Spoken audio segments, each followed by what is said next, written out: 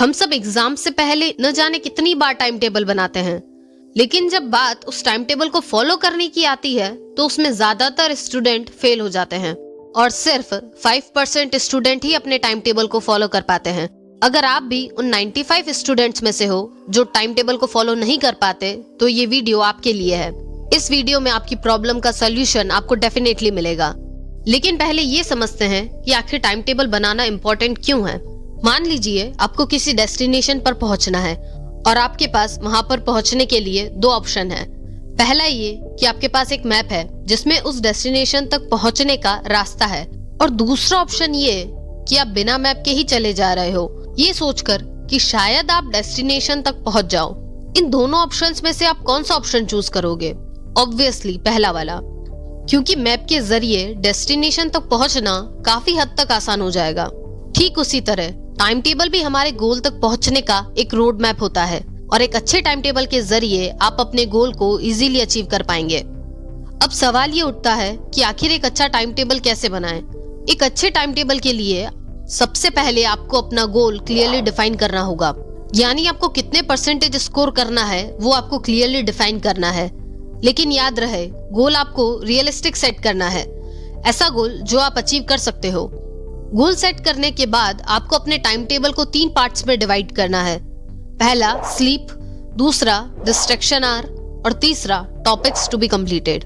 जैसे जैसे एग्जाम्स पास आते हैं स्टूडेंट्स सोना कम कर देते हैं, लेकिन आपको ये बात समझनी होगी कि जब जब आप सोते हो आपका माइंड और आपकी बॉडी रिलैक्स हो जाती है, आप फ्रेश फील करते हो, और एक अच्छी नींद लेने के बाद जब आप पढ़ने बैठते हो तो वो पढ़ाई एक इफेक्टिव स्टडी होती है।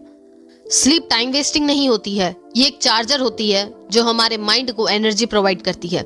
लेकिन हमें नींद ज्यादा भी नहीं लेनी है, उतनी ही नींद लो जितनी की जरूरत है। नेक्स्ट इंपॉर्टेंट पार्ट है डिस्ट्रैक्शन आवर। अपने पूरे दिन में से आपको 1 घंटा अपने लिए निकालना है। इस 1 घंटे में आपको वो काम करना है जो आप करना चाहते हो, जिस काम को करने से आपको रिलैक्स्ड फील होता है। आप कोई शो देख सकते हो, कोई गेम खेल सकते हो, या सिंपली सोशल मीडिया यूज कर सकते हो। हर एक टॉपर अपने दिन में कुछ स्ट्रेस बस्टर चीजें जरूर करता है जिससे उसकी प्रोडक्टिविटी इंक्रीज होती है, लेकिन आपको इसे बहुत कंट्रोल्ड वे में करना है। Excess of everything is bad. और लास्ट में आता है टॉपिक्स टू बी कंप्लीटेड। आज तक आपने जितने भी टाइम टेबल बनाए होंगे, आई एम श्योर आपने उसे ऐसे ही बनाया होगा। मैं 1 घंटे ये सब्जेक्ट पढ़ूंगा, अगले 2 घंटे मैं ये सब्जेक्ट पढ़ूंगा, फिर थोड़ी देर का मैं ब्रेक लूंगा, फिर अगले 2 घंटे ये सब्जेक्ट पढ़ूंगा। ये टाइम टेबल बनाने का बहुत ही कॉमन पर गलत तरीका है। इस तरीके के टाइम टेबल में प्रॉब्लम ये होती है कि आप अपने आप को रिस्ट्रिक्ट कर लेते हो। जैसे अगर किसी चैप्टर को कंप्लीट करने में आपको 3 घंटे लग गए, जबकि उस चैप्टर और उस टॉपिक के लिए आपने 1 घंटे का ही टाइम सेट करा था। इसकी वजह से आपका उस दिन का पूरा शेड्यूल बिगड़ जाएगा और आप नेक्स्ट टॉपिक डिसाइडेड टाइम पर कंप्लीट नहीं कर पाओगे, जिस वजह से आप डिमोटिवेटेड फील करोगे। बजाय इसके कि आप आर बेस्ड टाइम टेबल बनाएं, आप टॉपिक बेस्ड टाइम टेबल बना सकते हैं। टॉपिक बेस्ड टाइम टेबल में आपको एक दिन में कितने और कौन कौन से टॉपिक्स कंप्लीट करने हैं ये लिखना है। आपको अपने सारे टॉपिक्स या चैप्टर का एबीसी एनालिसिस करना है, यानी द मोस्ट इंपॉर्टेंट क्वेश्चंस को ए कैटेगरी में लिखना है, इंपॉर्टेंट बट नॉट श्योर वाले क्वेश्चंस को बी कैटेगरी में लिखना है, और लीस्ट इंपॉर्टेंट क्वेश्चंस को सी कैटेगरी में लिखना है। सभी टॉपिक्स का एबीसी एनालिसिस करने के बाद आपको मिक्स एंड मैच करके पर डे टॉपिक्स को डिसाइड करना है। आपके टाइम टेबल के हर दिन में तीनों कैटेगरीज के इंपॉर्टेंट क्वेश्चंस होने चाहिए।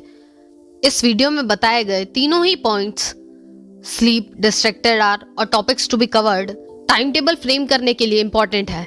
किसी भी टॉपर स्टूडेंट के टाइम टेबल को अगर आप देखोगे तो उसमें ये तीनों चीजें डेफिनेटली होंगी। और एक बात जो टाइम टेबल बनाते वक्त ध्यान में रखनी है कि आपको अपने टाइम टेबल को हमेशा फ्लेक्सिबल रखना है, ताकि आप जब भी चाहो अपने अकॉर्डिंग उस टाइम टेबल में चेंजेस कर सको। शुरुआत में अगर आप अपने टाइम टेबल को पूरी तरीके से फॉलो नहीं कर पा रहे हो, यानी सिर्फ 60 to 70% ही फॉलो कर पाते हो, तो भी इट्स ओके। स्टार्टिंग में 60 to 70% भी बहुत होता है। एक बार टाइम टेबल के अकॉर्डिंग चलना आ गया तो ये 60 to 70% कब 90% में बदल जाएगा पता ही नहीं चलेगा। आई होप मेरी ये वीडियो आपको हेल्प करेगी। अगर आपको मेरी ये वीडियो अच्छी लगी तो इस वीडियो को एक लाइक जरूर कीजिएगा।